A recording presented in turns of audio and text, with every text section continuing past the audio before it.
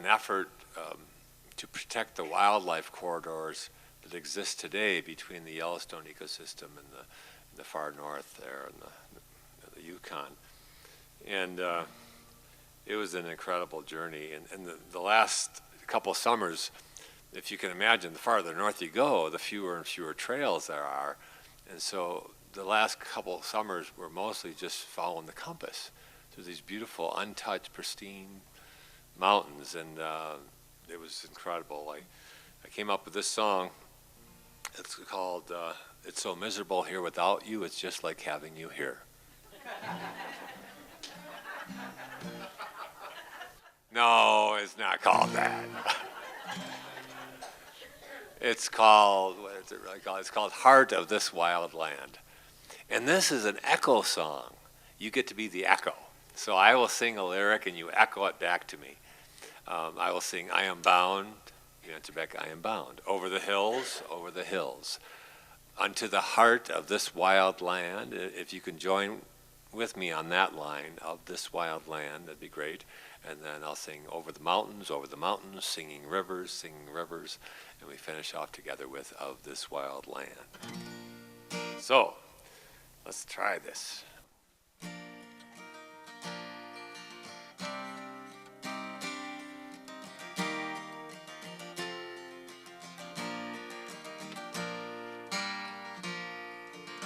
We're going to start off with the echoes. Doesn't matter what you sound like. Never had an audience sound bad yet. There could be exceptions, but don't worry about it. It's dark out there. Nobody will know it's you singing.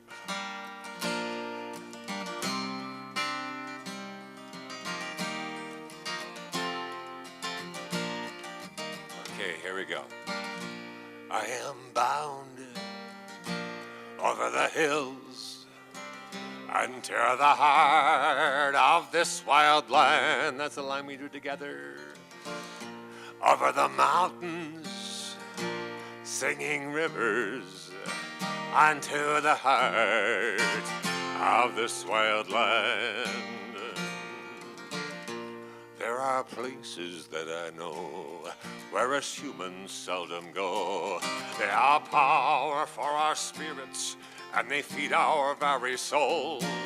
They have no rhyme or reason. They'll tear down your mighty plans. They just are what they are. Oh, the heart of this wild land. Here we go. I am bound over the hills unto the heart of this wild land. Over the mountains, singing rivers, unto the heart of this wild land.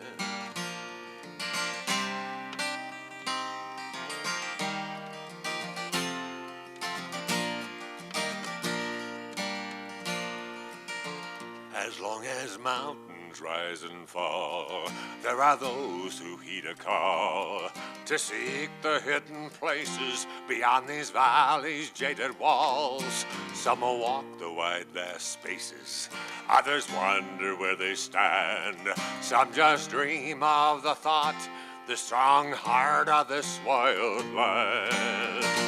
I am bound over the hills unto the heart of this wild land.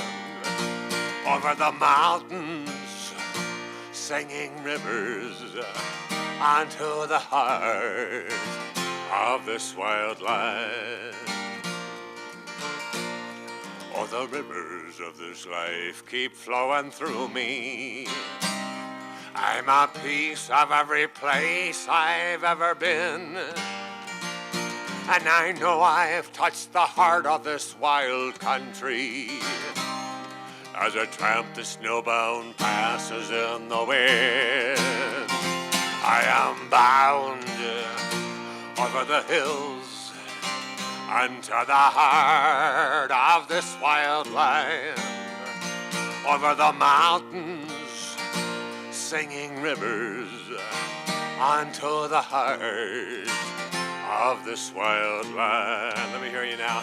I am bound over over the hills, unto the heart of this wild land, over the mountains, singing rivers, unto the heart of this wild land. One more time. I am bound over the hills, unto the heart of this wild land, over the mountains, singing rivers, unto the heart of this wild land, unto the heart of this wild land, unto the heart of this wild land.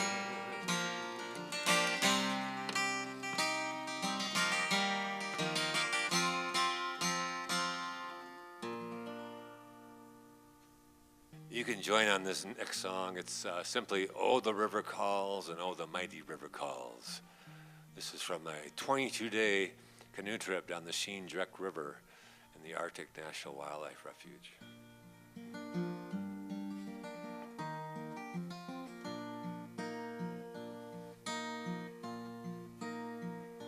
Born of the mountain and the Arctic wind.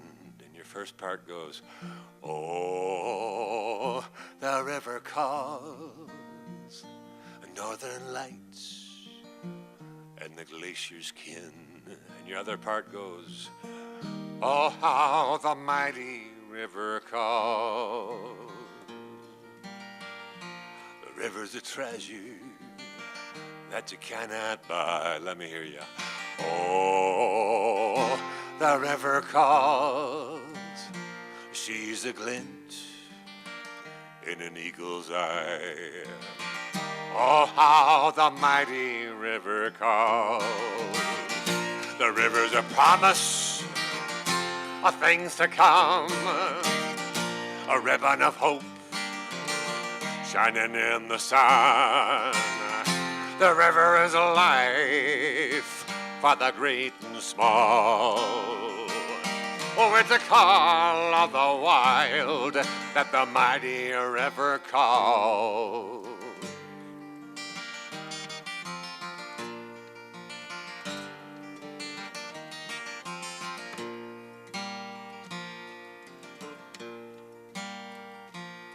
The river's a spirit flowing sweet and strong. Oh, the river calls. She's the way beckons me to come. Oh, how the mighty river calls. The river's a lifeline, flowing clean and true. Let me hear ya. Oh, the river calls to the heart of the land of the caribou. Oh, how the mighty river calls. The river's a promise of things to come, a ribbon of hope shining in the sun. The river is a life for the great and small. Oh, it's a call of the wild that the mighty river calls.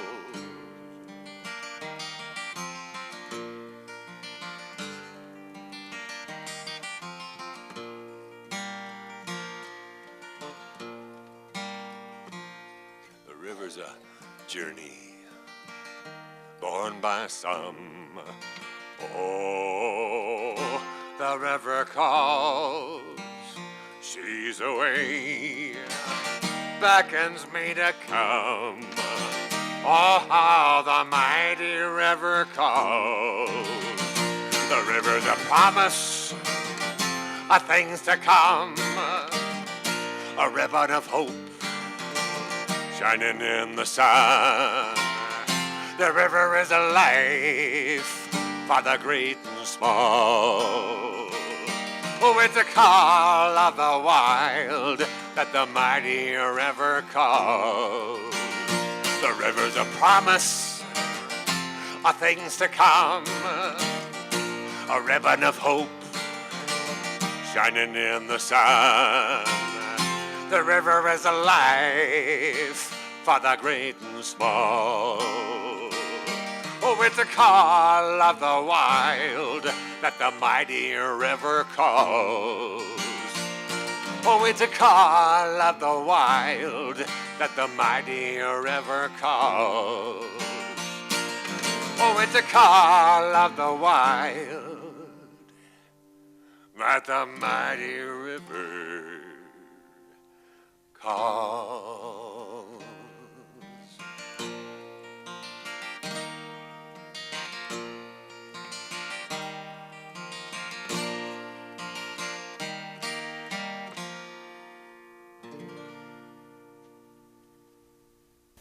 You notice those pictures of the caribou, of course. And on the Yellowstone to Yukon trip, I first discovered how curious caribou can be. A lot of times I'd spook a whole herd and they'd go taking off, but if I stood still, they'd come back to see what I was. A lot of times they'd come back closer than they were when I first scared them. And so on this Shinjik River trip, one day we were heading for this peak, 10 or 12 miles from the river, and my friend Dale and I, we were up on this big plateau, and way in the distance, we spotted this caribou out there, way out there, and we decided we'd try our caribou imitations. And it worked. He saw us and he started trotting across the tundra towards us, and we were excited because we were getting a better view by the minute. And as he came, he started picking up speed, and soon it was just full gallop, muscles rippling and hooves digging into the turf as he raced across this vast open space. Oh, it was just beautiful, just wonderful to see. But he wasn't slowing down at all. And he just kept coming, and finally Dale nudges me and hey Jim, do caribou ever attack people? No, I was trying to sound like I knew what I was talking about. In my head, I'm thinking, I wonder if I could dodge behind Dale. But sure enough, 15, 20 feet away, he slams on his brakes, and he starts doing these little circles around and around us. And every once in a while, he'd stop and kind of tilt his head and look at us, as if to say, I wonder what those are. Another one of those special interactions with the wildlife. One of those things I'll never forget. Well, it'd be hard to lug for a really long trip. And so what I do is I plan certain places where I'll get food, and I do it a few different ways. Very often, I'll route my trip to where I can resupply in a little town. Maybe I'll hit a road and I'll hitch into a town, get my food, hitch back to where I left off and keep going. Sometimes I'll route it right through a town.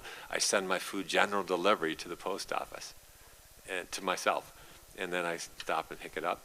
Or I'll put, like last summer, the hike I did in Nevada, 500 miles, it was all self-supported. Before I started, I put out food caches in the different passes and so forth that I was going through, and then I would find them when I came through.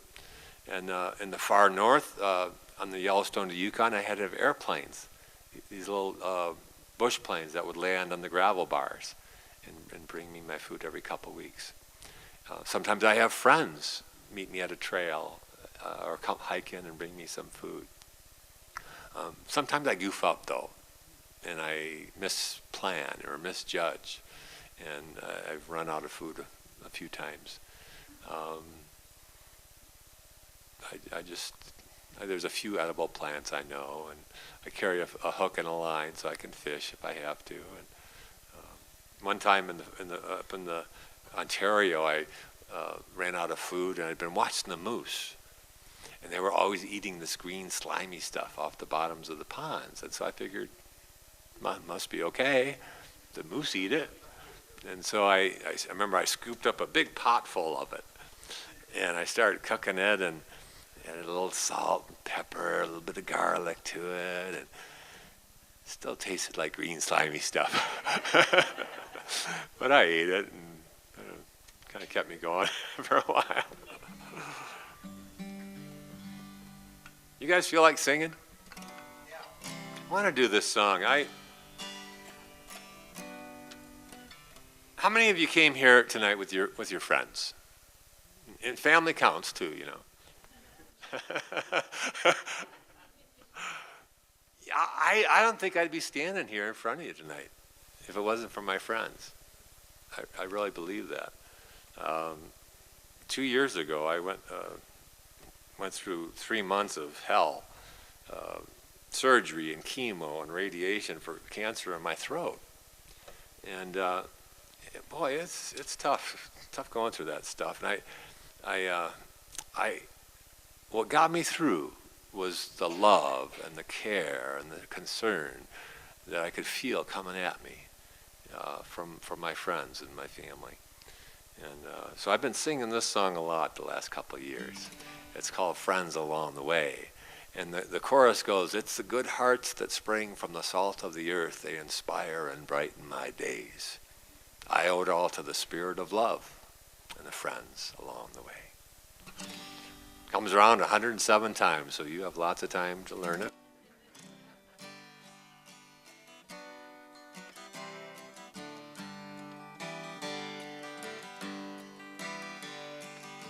Chorus goes like this. It's a good hearts that spring from the salt of the earth. They inspire and brighten my days. And I owe it all to the spirit of love and the friends along the way. Try that with me. It's the good hearts that spring from the salt of the earth. It's the good hearts that spring from the salt of the earth. They inspire and brighten my days, and I owe it all. And I owe it all to the spirit of love and the friends along the way. I've been the lone wanderer, rambling free. But there's more to this life that I want you to see. For around every bend, a kind thought and a friend had been there uplifting me. It's a good hearts that spring from the salt of the earth. They inspire and brighten my days, and I owe it all. And I owe it all to the spirit of love and the friends along the way. You saw me stumble and you saw me fall. You lifted me up so I could walk tall. You helped me to stand and you gave me a hand. It's to you I owe it all. Let me hear you now. It's the good hearts that spring from the salt of the earth. They inspire and brighten my days. I owe it all. And I owe it all to the spirit of love and the friends along the way. And I think of those friends along the way as I sing this song, of course. But I also think about this experience I had back in 1976.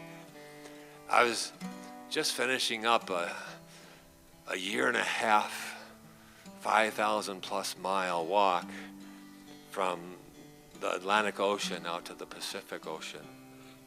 And it was all through the northern states and part of Canada, and backcountry too, until I got out to the Puget Sound area. And I for 4 or 5 days, I walked these little dirt lanes around the Sound.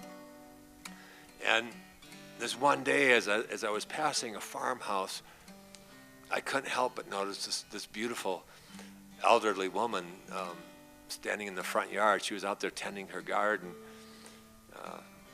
and she greeted me.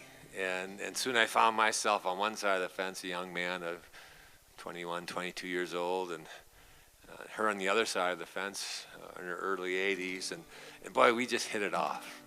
We just started trading stories and swapping lies and telling adventures, and it was a lot of fun. We had this good connection, and we gabbed and we gabbed and talked and talked and talked. And I don't know if you've ever noticed this, but sometimes it's easier to talk to a stranger about the things that are really going on in your life rather than talk to somebody that's actually close to you. And so slowly her story kind of came out, and I'd wandered by just at the right time. I'd wandered by just as she was out there saying goodbye to that home that she lived in for 45 years, and the garden that she had tended all those years. The place had just gotten to be too much upkeep for them, and they were moving into the big city the following week. And my heart went out to her, and I remember we talked longer, and after about an hour and a half or so, it was time for me to go. And I remember I reached across the fence, and I gave her a little squeeze, and I started walking down that dusty lane. And I'd only made it about 20 feet or so when she called out to me, and I stopped, and I turned, and I said, "What?" And I'll never, ever forget this. She said, "Isn't it nice to find a friend once in a while?" Help me sing this last chorus, will you? It's the good hearts that spring from the salt of the earth. They inspire and brighten my days. And I owe it all to the spirit of love and the friends along the way. And the friends along the way. And the friends along the way.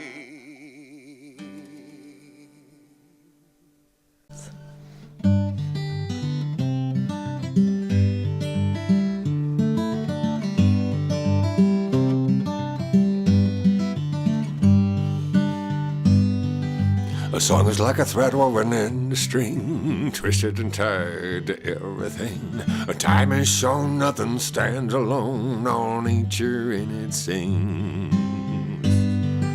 The clouds build up and the rain falls down, feeds the rivers ocean bound. Each wayward stream flows forth a dream, an endless dancing song. It's a circle of life for a living. It's a circle every which way. There's a lesson there for the giving, so go on and give it away.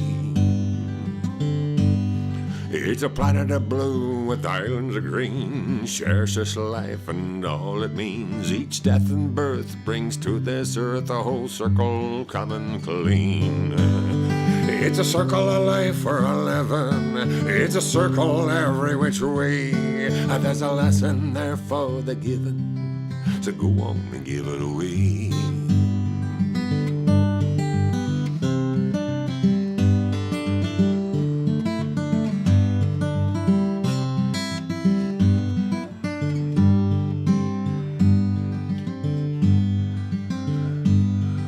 The wind takes a seed and away she blows, or where she stops and nobody knows, until she's bound to a little piece of ground and the life within her grows. It's a circle of life for a living. It's a circle every which way. There's a lesson there for the giving, so go on and give it away. It's a circle of life for a living. It's a circle every which way. There's a lesson there for the giving, so go on and give it away. Go on and give it away. Go on and give it away.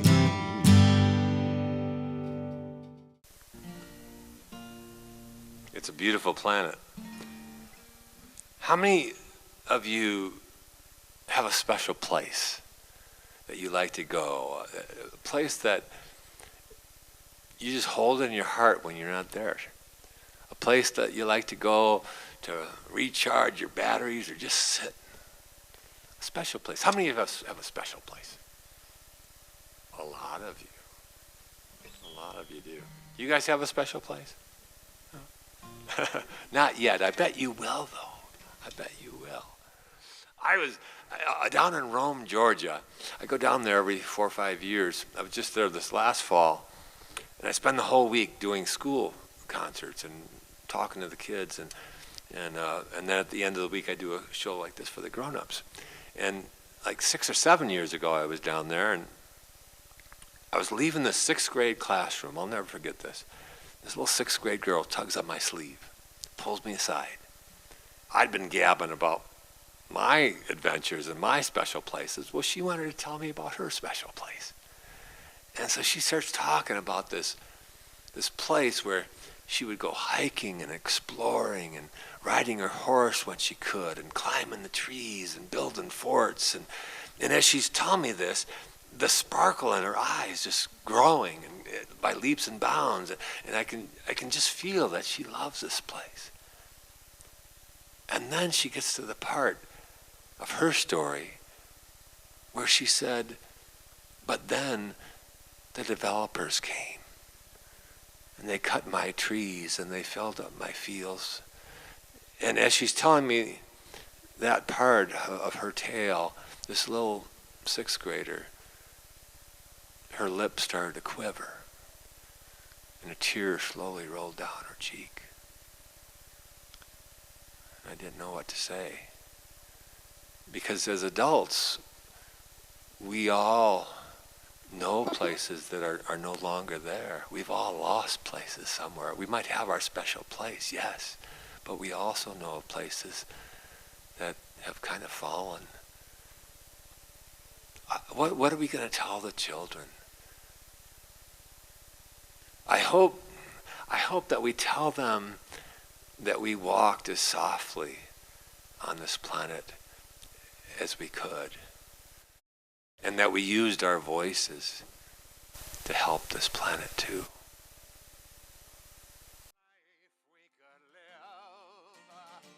Oh, what a life we could live if we could walk this land with respect for all. Oh, what a life we could live